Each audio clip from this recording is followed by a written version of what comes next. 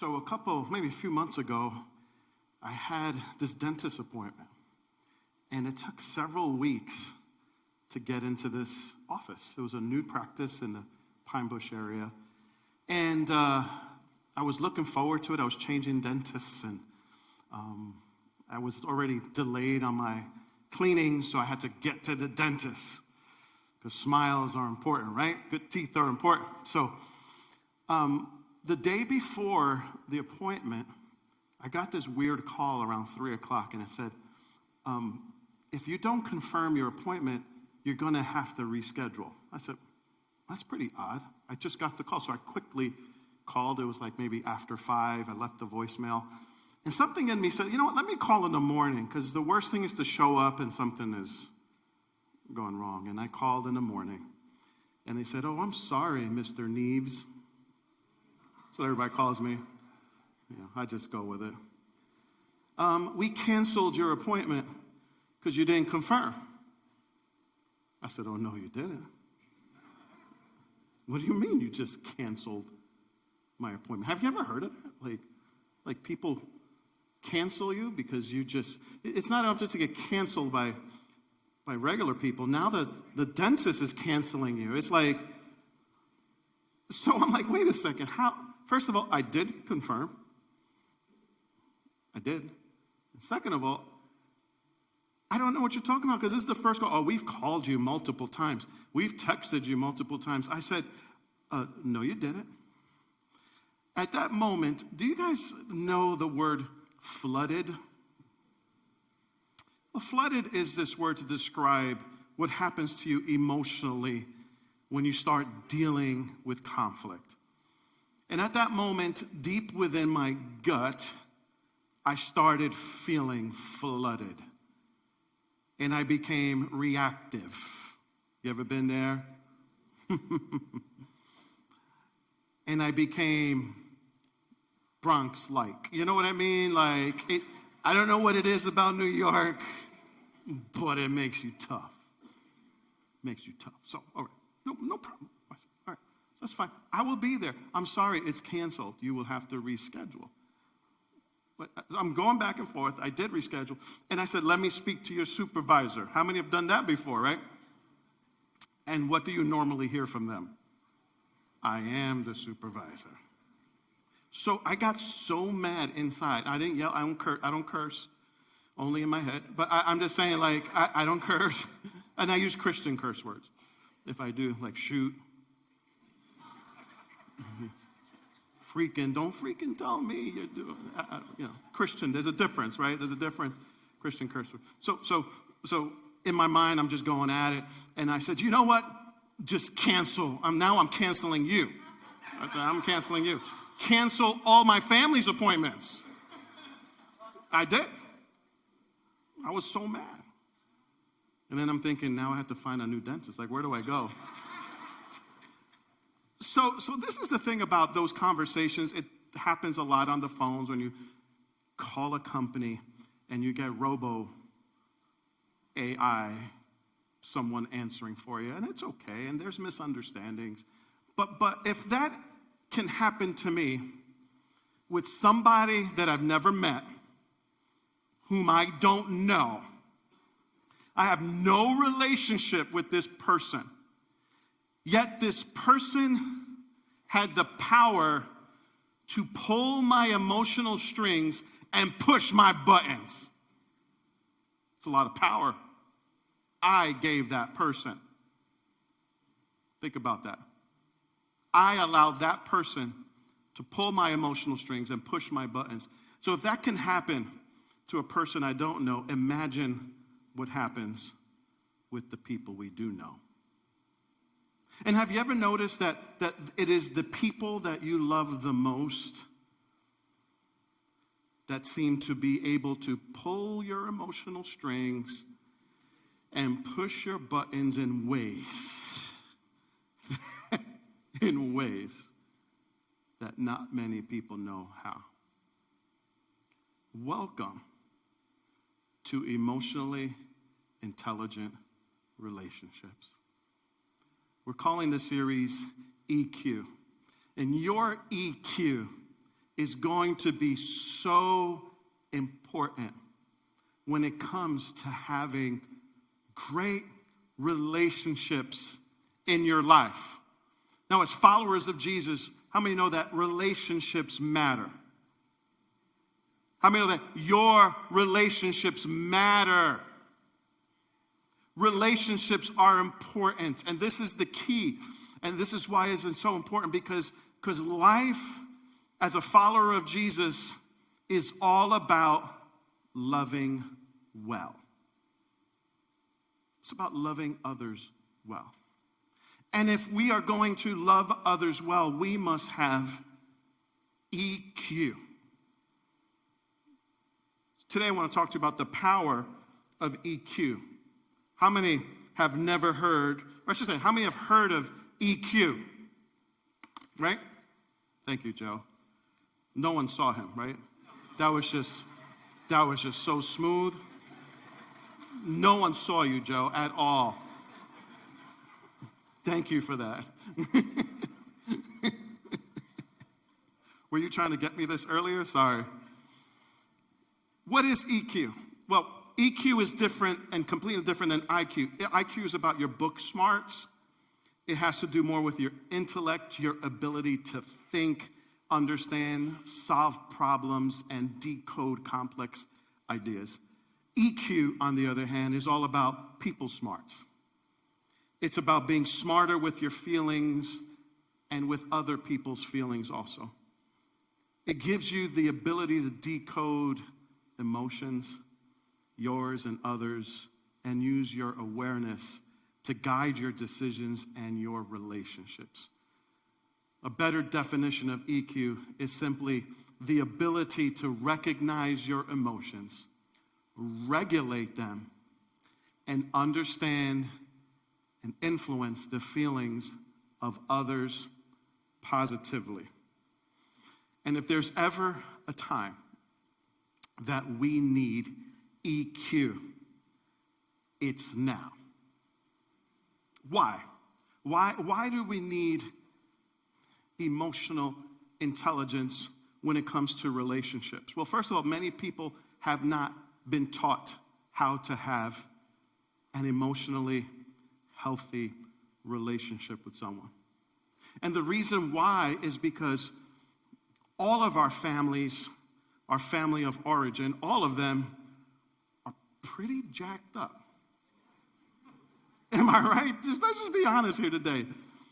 You know, and for some of you who think, not mine, well, that's part of the problem, is that you're not seeing reality and the truth of how we're raised. None of us decide where we're born.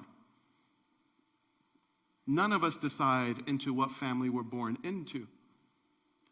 But all of us will experience deformation in our families of origin as we're raised. And the reason why is because we're human. And we're driven by our false self, and we're driven by these layers of ego and false self and emotional pain, and we experience traumas and difficulties in life that have been passed down from our fathers or even grandfathers. You know, Pete Scazzaro, in his book, Emotionally Healthy Spirituality, says that Jesus may be in our hearts, but Grandpa lives in our bones. We are more like our family than we realize. And a lot of it is good. I'm so grateful for the good things that my family have passed down to me. A lot of it is good. And a lot of it is that our parents did the best they knew how. But some of it wasn't that great. And a lot of times, what we learn in our in our relationships with others is how we were treated by family. It could be our immediate family, it could be our extended family. And we take those habits, those patterns, and those behaviors into new relationships. Without realizing it, we're replicating our story, which is passed down to us in the scriptures. Your family is not just your parents and grandparents, even your great-grandparents. That's why sometimes you have to go backwards in order to go forwards and really decode the unhealthiness in your family so that you can recognize that in you. This might be too above your head. I don't know. Y'all with me? You know what I'm saying? Because I should have heard more amens than that. I should have. You know what I'm saying? Or is it ouch, ouchie? I don't want to be too ouchie. So, new word, hashtag ouchie. Say pastor's sermon was very ouchie today. Hashtag ouchie. Many people have been taught now so some people have not been taught how to have emotionally healthy relationships. The second thing is the evolution of technology. Why do we need EQ? Because most of our communication is now digital. It's not personal.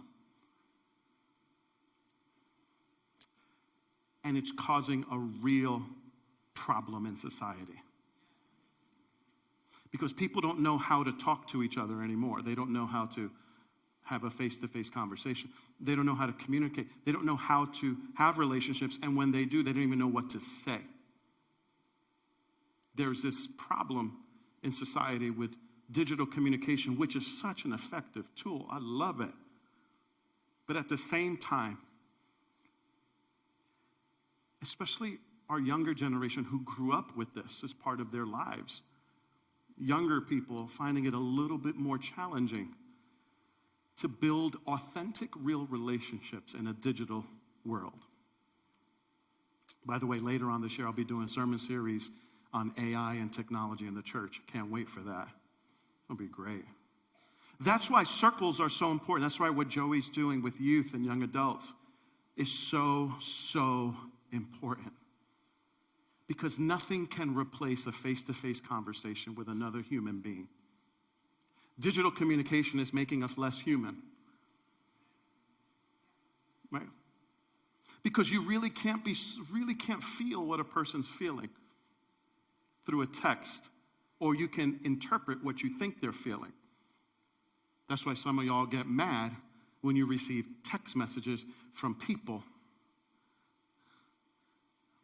because you read into the message and you think that their response was not good enough, or their lack of response. Are you with me on this? This is craziness. It's true. Digital communication is causing havoc in relationships. And lastly, thirdly, our technology is distracting us from having real relationships. We're all at home and we're all on a device. Isn't it true? We're all in the same house.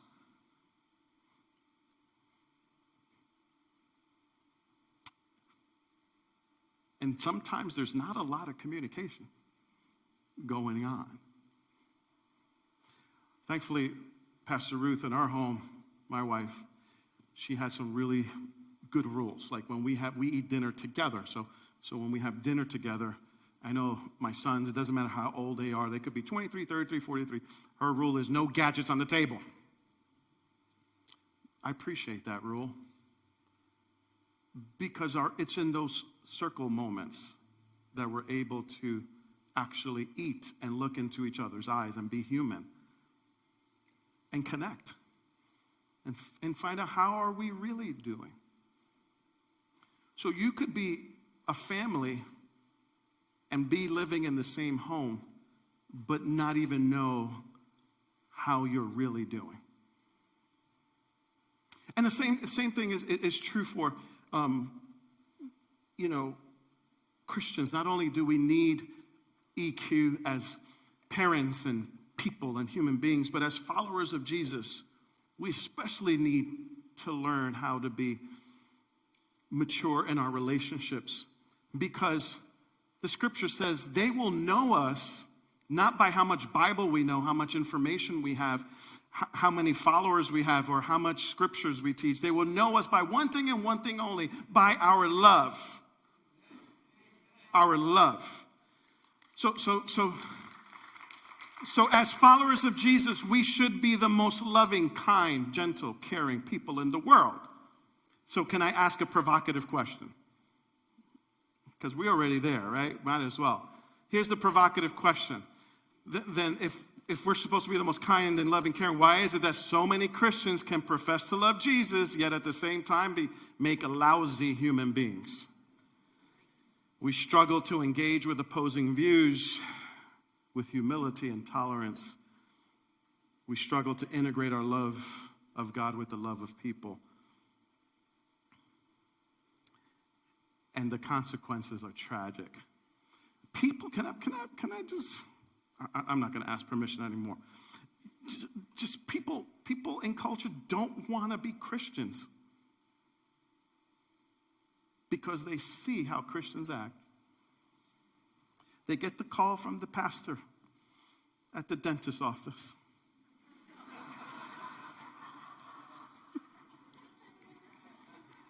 Because you know they Googled me. You know they Googled me. Who's this Joseph Nieves? I'm going to...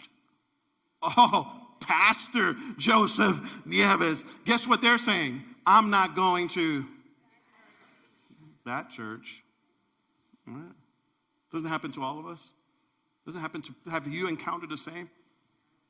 And the reason why is this. Here's the reason why we struggle is because we unhitch loving God from loving people. You're going to have to follow me, guys. It's not working. We unhitch loving God from loving people. We think it's two separate things. We think that we can love God without loving people. And here's the truth. The degree to which we love people is the degree to which we love God. So how's that going? I don't mean out there, I mean in here. I don't mean out there, I mean in your home. What's the thermometer reading in your home? Is it hostile? Is it awkward? Is it warm? Are you approachable? Are you edgy? Are you touchy? Are you reactive? Are you bothered?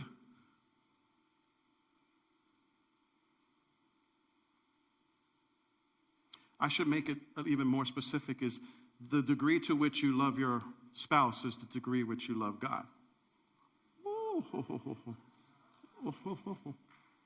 What is love? 1 Corinthians 12. Love is, what is it? Love is patient. Love is kind. Love is gentle. Let's stop, because that's already a lot. All right, you give me 3 hard things to do. I'm just being real, right? I gotta be gentle, patient, and kind. Loving, patient, gentle, and kind, right? Isn't that hard to do sometimes? Why is the question? Why is it hard to do? Because it has more to do with you than it does with the other person. It has more to do with what's happening beneath the surface of your life.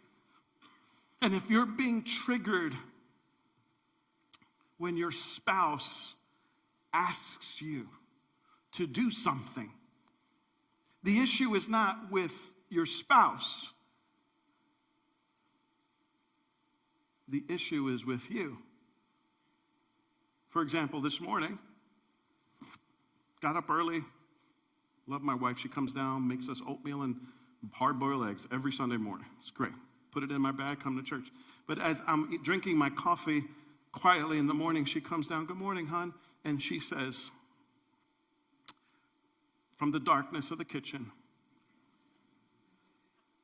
"Hey, hon, yeah, babe, why did you open a new milk container?"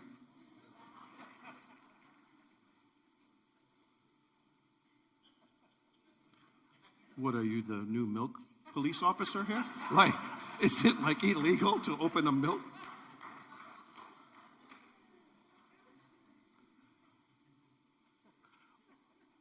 That's all in my head. I didn't say that.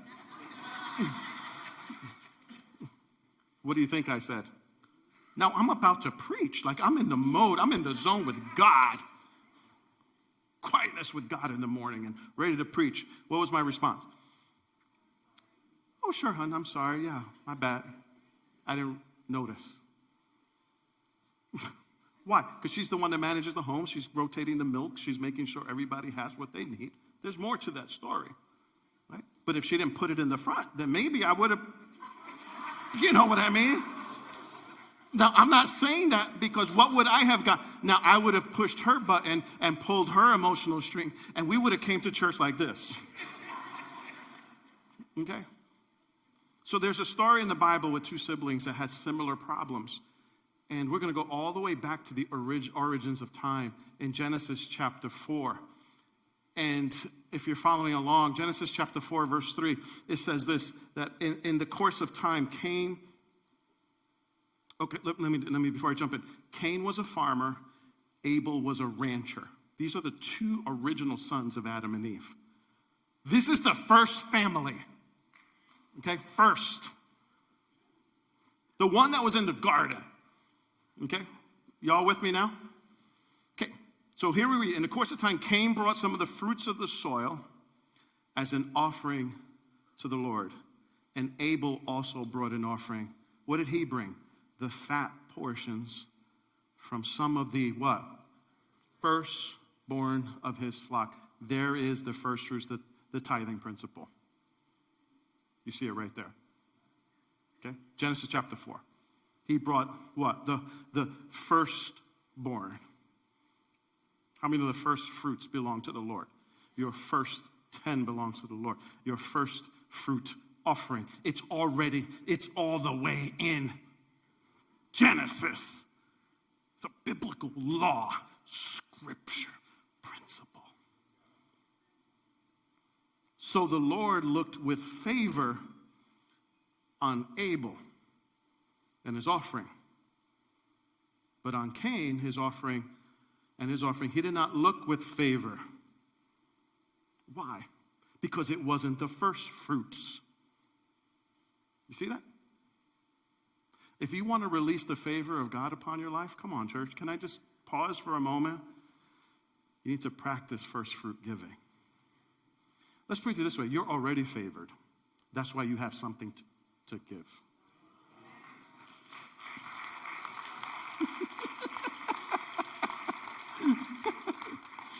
Woo, I love when it comes to you while you're preaching. It's so great. You're already, like, you don't even need more favor. You've been favored. You've been forgiven. You've been washed. You've been cleansed. God has forgiven you. God has blessed you. He's given you provision. He's given you food in your belly. He's given you a brain to think. He's given you a mind to process. He's given you a career. He's given you understanding. He's given you everything you need. Hey! All right, back to the sermon. But on Cain, his offering did not look favored. So what? Cain was what? Very angry, and his face was downcast. He felt rejected. What happens to Cain? He becomes angry with his brother. Reactive. Jealous. Another translation says Cain lost his temper. He blew up. You ever do that? You ever been there? Not just in life, not just the person passing you, but to the one you love. He blew up on his bro. This is his bro. Tragic story. Verse 6 says, then the Lord said to Cain, why are you angry? I love this. God calls him out. Why are you so angry? And why did you lose your temper? And why is your face downcast? If you do what is right, will you not be accepted? But if you do not do what is right, sin is crouching at your door. And it desires to have you, but you must rule over it. Cain, why are you blowing up? Cain, why are you angry? Cain, why are you touchy? Cain, why are you? Because this is not about Abel. This is about you, Cain. What happened to Cain? We don't know. We don't know his family of origin issues. We sure know that they sinned, and generational sin now is passed down to him from his parents, and we don't know how he was raised. We don't know what impacted him, but something beneath the surface of his life, he was reactive and he was edgy, and he didn't realize that sin was crouching at his door. Church, sin is crouching at your door, and it usually comes in the form of relationships. When we don't handle relationships correctly. Do you know, men, that your prayers could be hindered based on how you treat your wife? Do you know that? Do you know that all of our prayers can be hindered based on how we treat others? And if we're not careful and not realize it, we must be aware that sin is crouching at our door, and we must rule over it. So Cain said to his brother Abel, so that wasn't enough. The warning of God wasn't enough. He had already committed sin in his heart. And now he goes in verse 8. Now Cain said to his brother Abel, let's go out to the field. While they were in the field, Cain attacked his brother Abel, and here we have the first murder. Killed him. Then the Lord said to Cain, where is your brother Abel? I don't know. And here's the question that we must all answer. Am I my brother's keeper? This is the question we must all ask. Are we responsible for others? Do I have to take responsibility for someone else other than myself? Society says no. God says yes. You need to take responsibility for others. We don't mean this, take responsibility for their actions or their reactions, but we are responsible to loving others and loving people. That's why we live in community. That's why we gather on Sundays. That's why we gather in circles. That's why we gather in groups, because we're learning how to love. We're learning how to be human. A monk from back in the day said, we're not humans trying to be spiritual. I forget who said it, but he said it really well. We're not humans trying to be spiritual. We're spiritual trying to learn how to be humans. How to love the way God has called us to love. That's why Jesus said in Matthew 12, verse 30, love the Lord your God with all of your heart, all of your soul, and all of your mind, and with all of your strength. That's powerful, isn't that? But he says the second is this: love your neighbor as yourself. There is no commandment greater than these. Notice there will be great temptation to sin based on how we handle conflict in our relationships. We can either get mad, lose control, overreact, curse. And how we handle those relationships impact our relationship with God.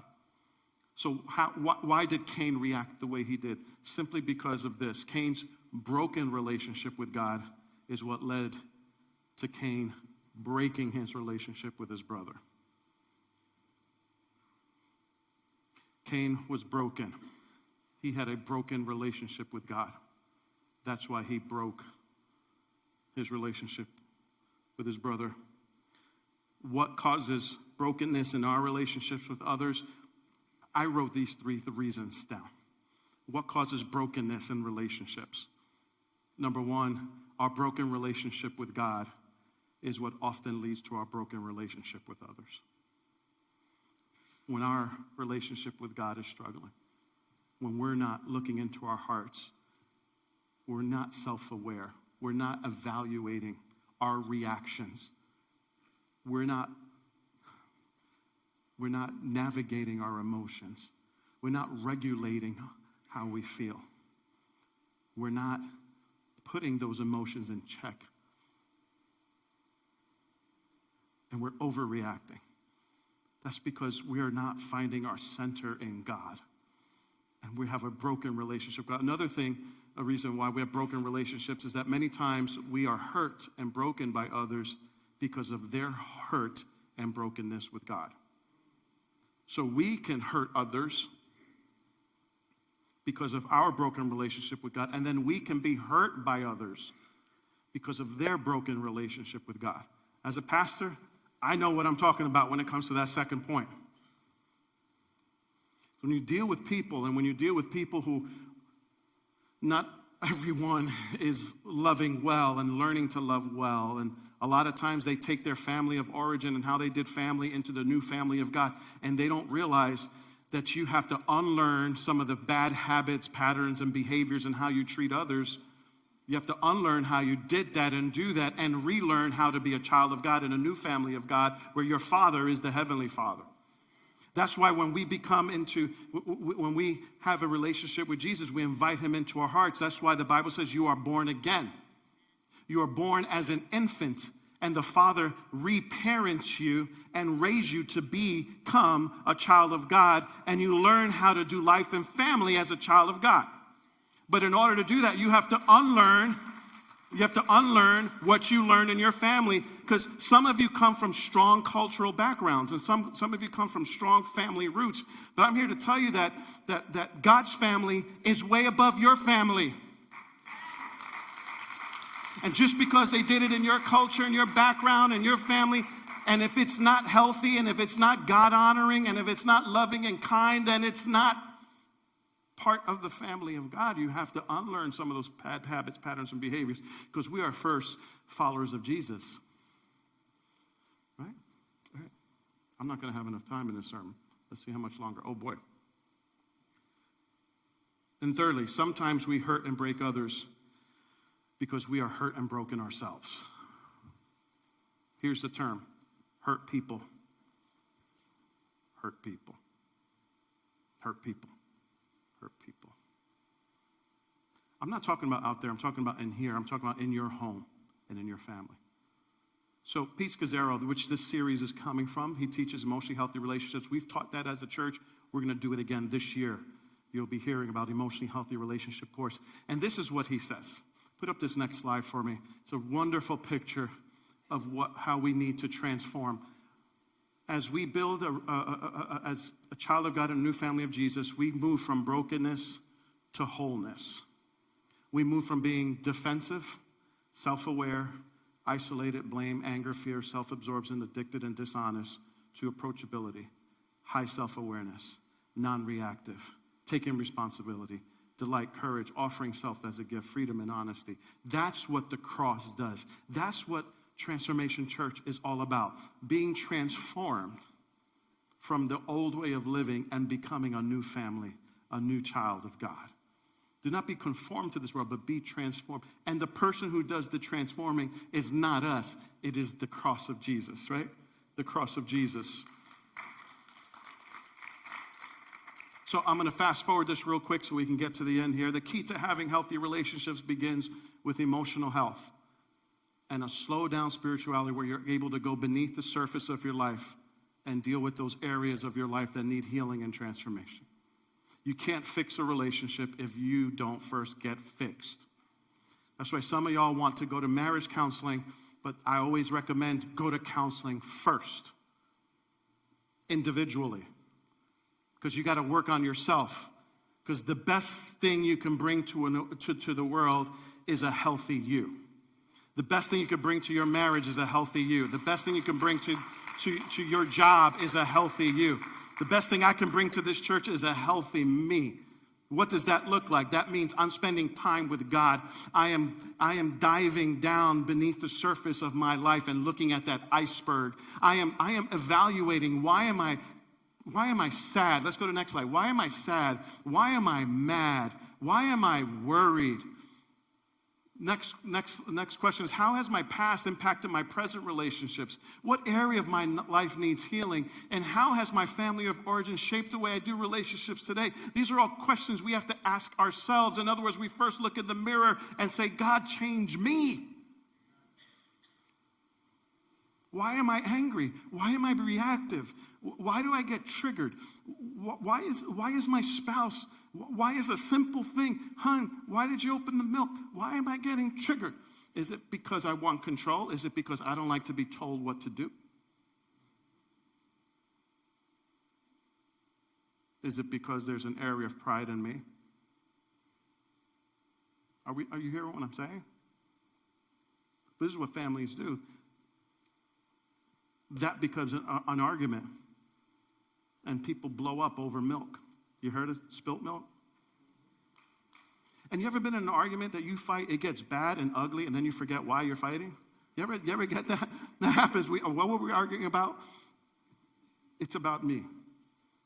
So to do that, what do we need? Connection to God, connection with ourselves, and connection with others. Connection with God, connection to ourselves, connection with others. It's all about connection. That's why when you do have conflict in relationship, you must repair quickly. That's why Jesus says, confess your sins. When there's been sin, there needs to be repair. He's repaired, but we must confess our sin. We must come to him. When there's conflict in relationship, we must seek to repair that relationship. If not, what do? Is stonewalling. We put up walls and we don't speak to one another. Sometimes it's hours, days, months, weeks, months. How many know what I'm talking about? You stonewall, you don't talk. You live in the same house, but you're coexisting. Am I reading your mail today? Am I looking into your house today? Right? So there's a skill we need to learn, especially to practice with those that we love, and this is how we'll end. It's called the community temperature reading. Community temperature reading. You can find this, and I knew this was going to happen, so go to tc.live/EQ. tc.live/EQ. And you're going to see this. Put that thermometer up on the screen for me. You're going to see this thermometer. Okay? And this is a way, a tool, a skill that you can learn to have better communication with your spouse and with your family. Let's start there. Your spouse and your family. Pastor Ruth and I, we've been doing this for years, and we don't read it line by line anymore. It just becomes part of how we have a conversation. Almost every week, we sit down and we have a community temperature reading. And this is how it starts. You don't start at the top, you start at the bottom. And we start with appreciations. Honey, I appreciate that you take care of our household and you make sure that we have a lot of milk on hand. I appreciate that, honey. Thank you. Thank you that you have. I'm so glad when she's with kids, so I could just tell y'all what I want. Now, this is the problem. Y'all that have kids, go upstairs and you tell her that I was talking about her. Don't be doing that. But we start with appreciations. Thank you so much for thinking of me. Thank you so much for taking care of our home. Thank you so much for all you do. And be specific. And then flip the script, and then she will say it to me. Honey, I appreciate you. You're just the most amazing husband that ever existed. You're my knight in shining armor. There's nothing you have done wrong. You are just, okay, just kid. Like, she'll show appreciations. I'm glad she's not here. Appreciations, right? So we share. What does that do? It kind of gets the conversation going in a positive way. Then you move to your worries, your concerns, and your puzzles. I have these concerns. I'm worried. And I'm puzzled. This is not a time to be reactionary. It's a time to listen. To listen. I'm worried. I'm concerned. And I'm puzzled. Puzzled is a loving word. We don't talk like this. I'm puzzled. That's why we have to learn how.